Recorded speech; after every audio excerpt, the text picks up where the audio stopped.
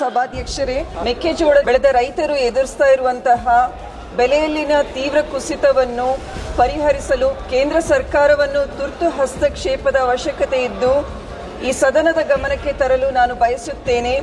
ಕರ್ನಾಟಕವು ಈ ಋತುವಿನಲ್ಲಿ ಸುಮಾರು 32 ಲಕ್ಷ ಮೆಟ್ರಿಕ್ ಟನ್ಗಳಷ್ಟು ಹೆಚ್ಚುವರಿಯಾಗಿ ಮಾರುಕಟ್ಟೆಗೆ ಉತ್ಪಾದಿಸಿದೆ.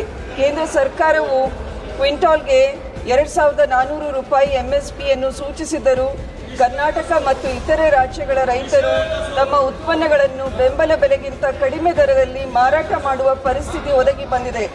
ನ್ಯಾಫೆಡ್ ಮತ್ತು ಇತರೆ ಏಜೆನ್ಸಿಗಳ ಮೂಲಕ ಸಂಗ್ರಹಣೆಯು ಅಸಮರ್ಪಕವಾಗಿ ನಡೆಯುತ್ತಿದ್ದು ನಮ್ಮ ರೈತರು ಖಾಸಗಿ ವ್ಯಾಪಾರಿಗಳ ಕೈಗೆ ತಳ್ಳುವಂತಾಗಿ ಭಾರೀ ನಷ್ಟವನ್ನು ಉಂಟು ಮಾಡ್ತಾ ಇದೆ.